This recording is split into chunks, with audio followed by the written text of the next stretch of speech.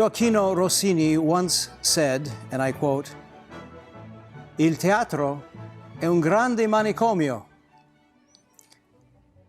e l'opera è il reparto degli incurabili." Translation. The theater is one great insane asylum. Opera is the ward of the incurables. I'm going to tell two stories tonight of my conducting Italian opera in Italy that sort of amplified what he was saying. Do keep in mind, though, that this was 19th century statement and a 20th century action that actually proved what he was saying was true. When time permitted, after the Washington Opera season was over, usually at the beginning of January, if time was allowed and I didn't have much to do, I would rent a car and head down the East Coast playing golf and relaxing. The final destination would be Miami, where my parents lived, and there I would play more golf and dust off the next upcoming repertoire or learn new pieces at the time. The morning after I arrived, I was having breakfast there with my dad. The phone rang, and it was my agent from Milan. She was extremely happy to have found me at last, for she had been calling all week. Now, of course, this was during the Stone Age when we did not have cell phones. And the only way she could get in touch with me was with my parents' phone, and she'd been calling practically every day. This was going to be her last attempt, and she was delighted that she found me. The question was, did I want to conduct Puccini's Madame Butterfly for the Teatro Reggio di Parma, and once the performances were done there, to take the opera on tour to various and sundry cities around the region. This would be a work the work was going to be about 2.5 months. Well, it fit right into my schedule, and I said yes, got scores, learned the parts, flew back to Rome, where I was still living, got a change of clothes, and headed off to Parma. For those of you who are not familiar with the opera Madame Butterfly, it is performed on one set. Only one set, no scene changes at all. The only change of scenery, or whatever happens on the set, is dramatically portrayed through the music by the artists and amplified by the lighting designer. I got there and started working with the orchestra, strangely enough, a whole week before the cast arrived, but the orchestra was playing well and ready to go. At the first staging rehearsal, we were told that the stage director, a very well-known Italian film director, was going to be late a week, but that he'd sent his young assistant to stage the opera in his absence. If the young stage director had only started staging, we would not have had the problems that we did. Unfortunately, he started a 10-minute or longer speech on 20th century Japan, at the turn of the century Japan, and lost everybody, because a cast of old pros and young hopefuls are most interested in when do I come in, where do I go, how long do I stand there, and how do I get off the stage. This is the basic idea when you have a staging rehearsal. To elongate it into a historical background or whatever was not a very good thing to do. And when he turned to the tenor and started talking to him about the Merchant Marine, the tenor, who is a Merchant Marine character in the opera, shouted over his shoulder to the baritone, "Hey, remember the last time we did this? You were down there, and I was over here with the marriage contractor, and we were doing our scene, and he walked around, and then you came in, and we met over here," and he turned to me and said, "Maestro, would you mind having the pianist play a bit from the beginning?" And the tenor and the baritone proceeded to stage the first act while the young man did not get another word in at all. The soprano was actually Japanese. She spoke broken Italian, but certainly knew her part well enough to show the young assistant how to do the second act. By the end of the third day, the opera was on its feet. By the end of the week, we were doing run-throughs. Everybody seemed happy. The orchestra was ready to play. And then the stage director arrived. He greeted everyone cordially and slapped his hands together and said, "Now, show me what you have done." And off we went with the first act. He gave no indication at all as to whether the stage movements were his, that he had inspired his assistant to impart to the cast, or not. But every now and then he would stop and say, no, no, no, no, wait. You came in here, stood there, and exited there. I would much rather that you enter here, come here, and exit there. Well, okay, the adjustment was made. But, ladies and gentlemen, when you have influenced one entrance and exit, you're going to sooner or later influence them all. And people were walking into each other on the stage. It became a mess. But the stage director seemed to think he was doing a great job for whatever reason. So the first week, we staged the opera by committee. The second week, we were confused with staging entrances and exits that were changed. The third week, the singers were asking a whole bunch of questions, trying to remember what it was they were supposed to do and when. But the stage director always referred the answers to the assistant, who, of course, had to make sense of it all because the stage director was the visionary. The other guy was the one to interpret what was happening. Regardless, we opened the show, and it was well received. But the best reviews were given to the stage director. At last, the clarity of a brilliant cinematographic genius is brought to the opera stage, one review said. Another one said, this was a work of tender care and incredibly high art. So, with the blessings of the press and the public, we moved on to our first stop on the tour, Reggio Emilia, which is only 40 kilometers from Parma. I was in my dressing room about a half an hour before the show, and a knock came at my door. Avanti, I said, come in. In walked a young lady dressed in a kimono and waving a fan in her right hand. She said, good evening, Maestro. I just wanted to say hello and wish you a good show. I'm singing Butterfly tonight. Oh, and by the way, the tenor and the baritone are outside. They'd like to say hi, too. Now, to tell you that I was not pleased with this would have been an underestimated point of view. My head was swimming. I could only manage to choke out a what, and in they came the baritone and the tenor. We all shook hands, and they left. As soon as they left, I went to the desk there at the Maestro's room and called the stage manager up above. Good evening, Maestro. What can I do for you? I said, well, you might start by telling me why I have 3 principals that I've never worked with before that are singing tonight. Of course, Maestro. When these regional companies decide to do a piece, everybody chips in to buy the set, the costumes, and the props. Then they are free and clear to hire whoever they want to sing the roles. I'm surprised nobody told you about it. I said, no more surprised than I am. I've got to do this show now. He said, yeah, well, good luck. Have a good one. And he hung up. I sort of was taken aback by the fact that these 3 characters were not necessarily concerned about what was about to happen. They seemed confident that it was going to work. And I sort of had to reassure myself that if they thought that way, so would I. I had no idea what they would do, what their voices sounded like, whether I could trust them to do things that I would like to have happen. But I deemed finally the following. They know their parts, I know mine. We'll all collaborate, and somehow we will get through this. And indeed, for all of that, it was not a bad show at all. Moving on to the next theater, I staged rehearsals with the cast so that at least we could go over a few points and I would be ready for whatever they had to throw at me. The last performances, though, were in Ravenna. 2 performances in Ravenna, and the original cast showed up. After all that time, they came to do 2 more shows, and the tenor and baritone, since the stage director and his assistant were no longer involved in the production, decided to do their version of Butterfly. But it really didn't matter. Every place we went, the stage director was praised to the stars because of his brilliance, and nobody could say anything different. I'd arrived in Parma the day before I was starting to work with the orchestra for Butterfly. In the afternoon, then, I went to the artistic I went to the administrative offices to say hi to the artistic director, with whom I'd worked a number of times before. During the summer, I'd done concerts with the orchestra. And he said, Tonight is the last performance of Il Trovatore.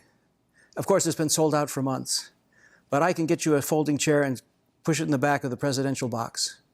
It would be very worth your while to hear this particular performance. Now, it wasn't my practice at the time to attend other people's performances unless I had a friend or a colleague in the cast. But this was different.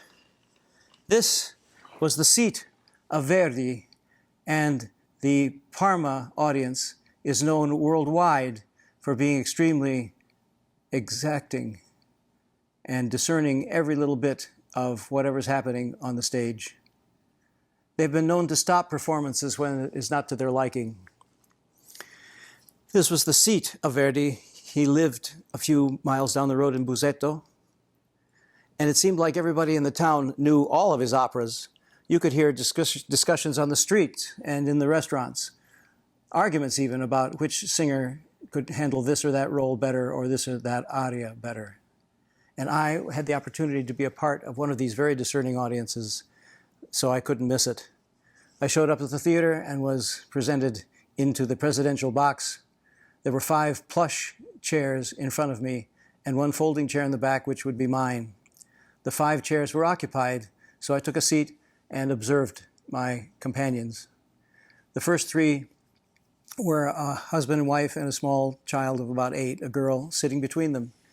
They were kindly and quietly explaining the story of Il Trovatore to this wide-eyed and very excited young girl. Behind them were 2 scholarly-looking gentlemen that were talking about the difficulty of the baritone role, Il Conte di Luna, in Il Trovatore.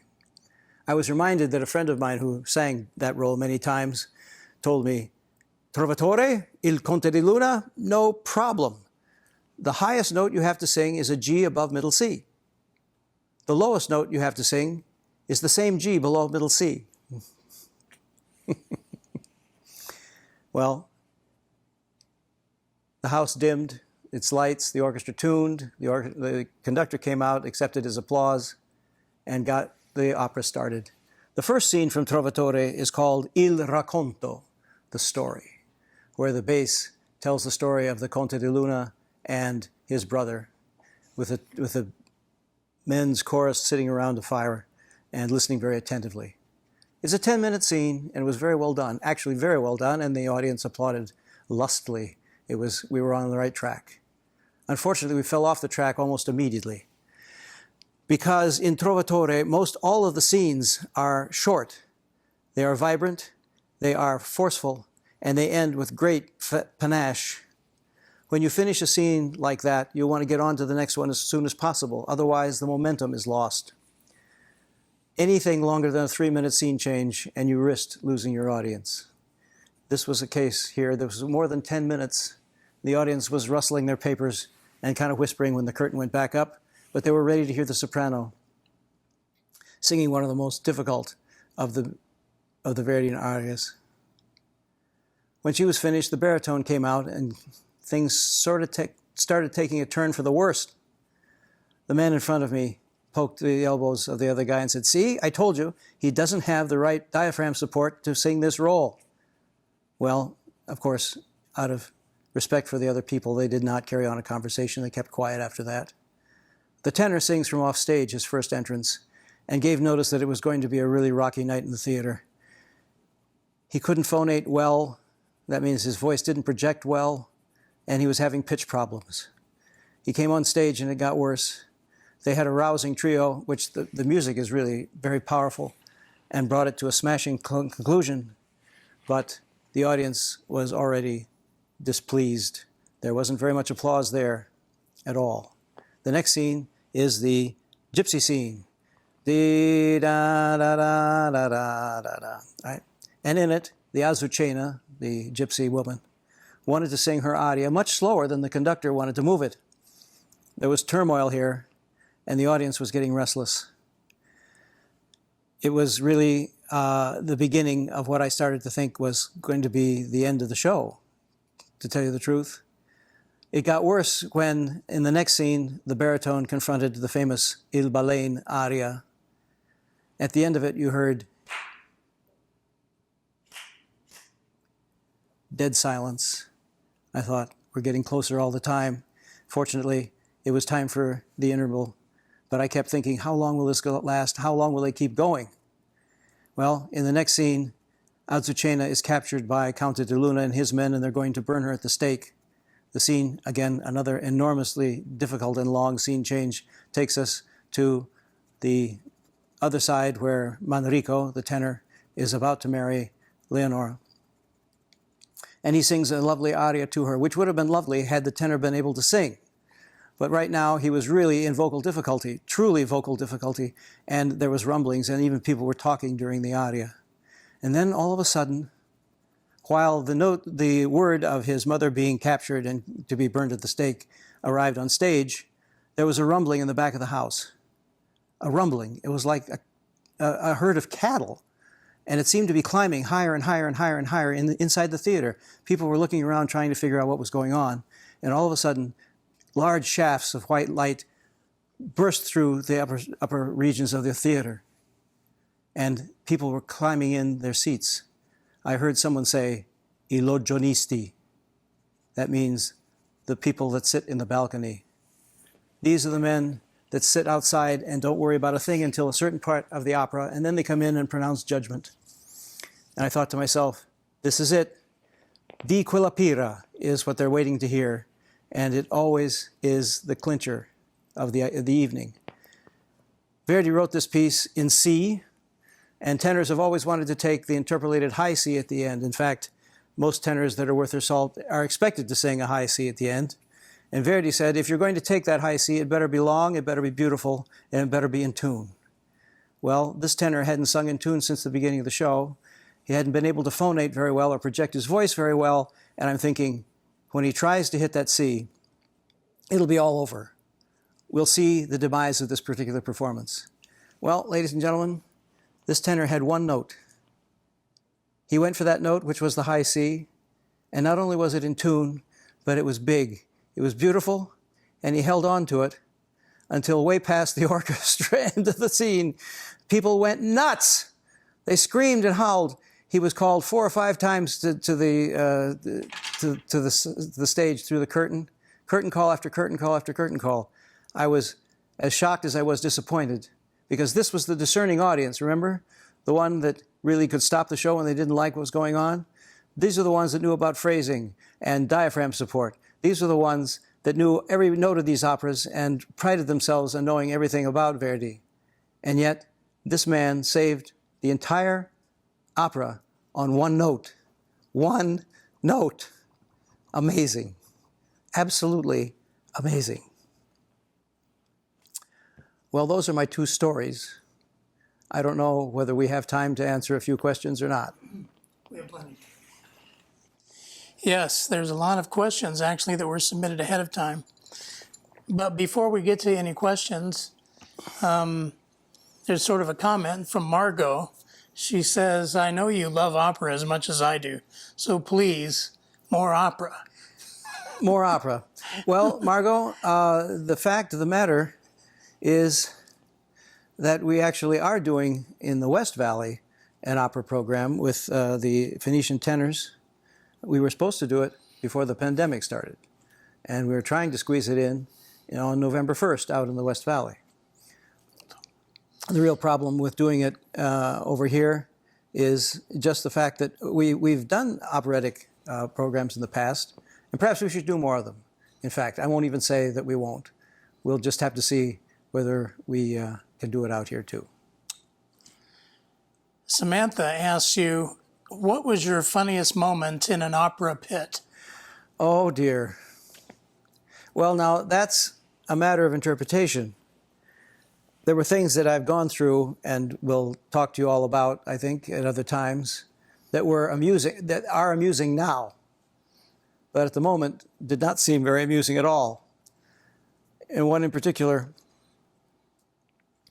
was when a certain character on the stage lost his voice, and without my knowing it, they shoved somebody else to sing the part in the pit with his vocal score and somebody behind him with a flashlight. And I found myself dealing with 2 people singing the same aria at the same time, and it was not fun. Now it's comical, but not fun. And I can't say that I'm going to be, I'll probably tell that story next time we get together. Here's a question from Daniel. What one or two pieces do you want to conduct but haven't yet? The Verdi Requiem would be the first one, I think. Love to do that. And I'd have to say, although I'm probably too old and I would have to spend 2 or 3 years studying the German language in order to do it, but I wouldn't mind doing Salome. But Salome, like any Italian opera, like any opera, ladies and gentlemen, if you don't speak the language, you're far away from the piece. I speak Italian fluently. I have very good working knowledge of French. I can translate French for you at sight. I can't speak it because I can't get used to only pronouncing half of the word. And of course I do English opera. But that's about it, I guess. Here's a question from Christine. She's asking, what is the most rewarding aspect of conducting?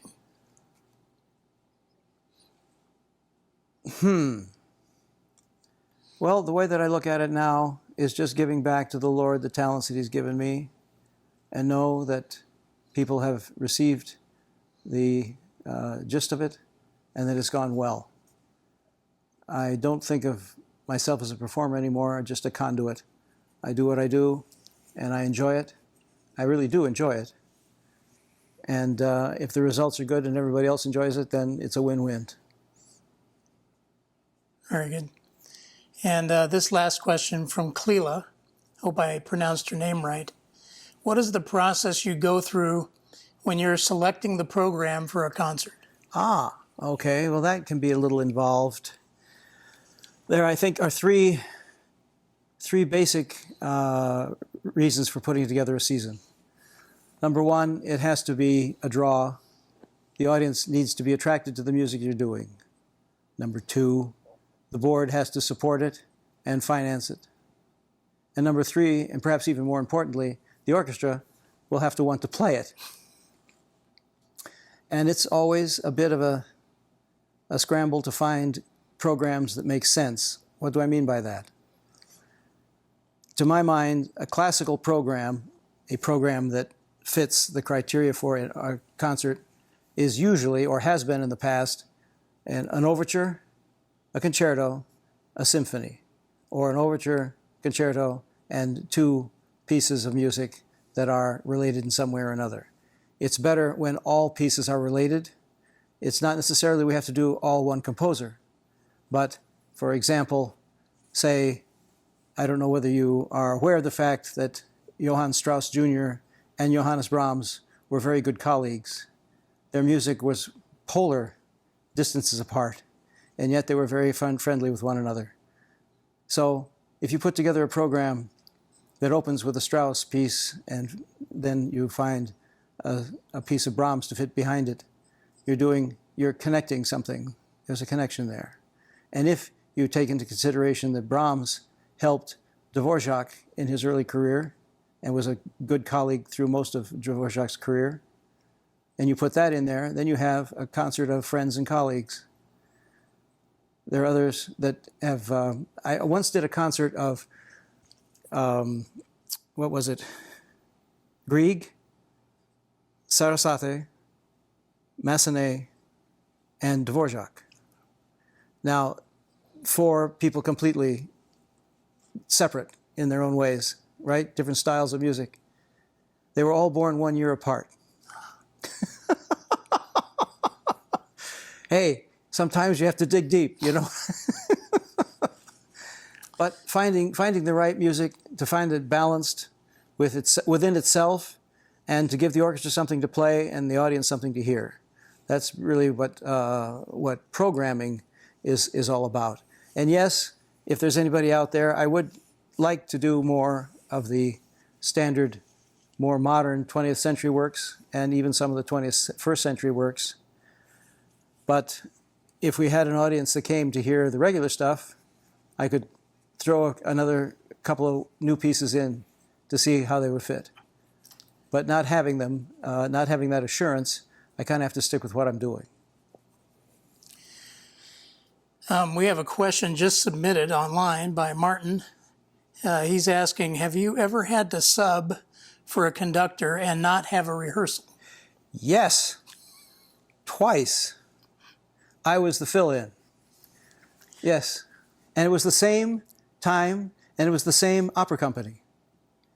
I was at home here in Phoenix. We lived in Phoenix at the time. The phone rang. My manager said, Hartford, Connecticut has a cancellation. The general director of the opera has gotten sick. He's already done one orchestra reading. The second orchestra reading is tomorrow night. The dress rehearsal is the next night, and there's 2 performances. Can you do it? It's Il Trovatore. And I hadn't done Trovatore in maybe 6 or 7 years. But I said, I'll do it. I got out the score and started studying immediately. And I studied on the plane going over. They picked me up at the airport. And I picked up my baton and went right into the rehearsal with the orchestra. And the next night we did the dress rehearsal. And finally we did the performance. Then the next year, exactly at the same time period, the same gentleman had to cancel after doing one rehearsal with the orchestra. This time it was Carmen. They were doing a run-through when I got there, a run-through with the piano. No stops, couldn't do a thing. So I went in and did just that. I didn't stop. I told them, this is what I do. Let's see if it coincides with what you're doing. And we worked with the orchestra the next night, and we did the performances as well. It's not something that you want to do all the time, but when you know the repertoire and you're sure of yourself, it can be fun. And I think I enjoyed myself very much on that front. Well, another question from an online person watching, from Katrina, somebody you know very well. Could you think of the most moving moment you have ever had while you were conducting? Yes. There were a number of them, but one in particular, which I dwell on in this little book that I've written about all of these experiences. During the pandemic, I had to do something, so I wrote down a bunch of these stories, which I'm relating to and reading from every now and then over here so I wouldn't forget what to say. Leonid Kogan, a great Russian violinist, died young, probably 57, 58 years old. He was a regular guest artist with the St. Cecilia Conservatory, the Accademia Nazionale di Santa Cecilia Orchestra in Rome. I played in that orchestra many years as a second bassoonist. And one time he came, every time he came, he was always given a mediocre conductor because he was the name, and they always inserted somebody that they owed something to conduct for him. And the first time I encountered him was doing the Tchaikovsky violin concerto with a conductor who will remain nameless, but was just a bum. He would not follow Kogan at all. And the rest of the program was also just as bad as far as his music making was concerned. The St. Cecilia Orchestra would only play well to the people that they thought were useful to them and made them play. But this man was not one of them. However, Kogan demanded a certain amount of respect. And the orchestra tried their best to play for him, even though the conductor got in the way all the way through. At the end of that concert, at the end of his program, part of his program, he came out to do an encore. The audience loved him. He came often to that place. And he said, I'm going to play this now for my colleagues in the orchestra. And he turned his back on the audience and played the Bach da da da da da da da da dum bum bum ba ba bum bum bum, the violin fugue from the suite, to show his appreciation to them. Well, years later, I was scheduled to accompany him in the Sostakovich second violin concerto. I studied that piece backwards and forwards. I knew every nuance of it. I couldn't tell you what it is now, but I certainly knew it then. And I went to the first rehearsal, and he would play flat out exactly every note the way it was written, but just the notes, no more than that. And every now and then he'd get close to me and say, too loud, too loud. And I'd get the orchestra down. I kept waiting for him to do an accelerando that was written, or a retard that was written. Nothing, just straight on, straight on, straight on, straight on. First rehearsal went, I went home and practically cried. But he was the soloist. If that's the way he wanted to do it, that's the way I would do it as well. The second rehearsal, we got to a certain spot, and he tried to accelerate. And I was right with him. Then he tried to slow up at a certain place where it was written, and I was right with him. He was just testing the water, I guess. But the rest of it was flat, straight out, no nuance. And the first performance was a no nuance performance. He'd been hung out to dry so many times with the conductors that he'd worked with that he wasn't going to take a chance. But the second performance is what I'm getting to. The second performance, he stood closer to me than he ever had during the rehearsals. He locked his eyes on mine.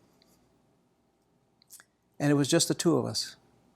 He played that piece the way it was absolutely written, every note, every accent, every swell, every crescendo, every accelerando, everything. He played the piece the way it was conceived. And I was right with him, and it seemed as if everything else disappeared. He was playing the violin, I was accompanying him. It was a magic moment. And when we finished, the audience was at their feet, screaming. And we walked off the stage, and he turned to me in his broken Italian and said, "Listen, this no Beethoven concerto, this Shostakovich, come." And he grabbed me and he took me out for all the encores the bows that we took. He was delighted that he was able to express himself with a piece that he loved so much and was able to do it.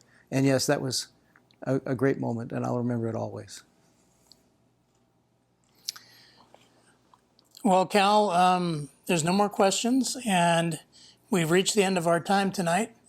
So, of course, we want to thank you for being with us these last three broadcasts that we've done. And to the audience, if you like what we're doing here, please let us know at Symphony of the Southwest. That's Symphony of the Southwest, no spaces, @gmail.com. Thank you so much for attending this evening. And Cal, thank you again, and we hope to see you again soon. Okay, we'll make a date.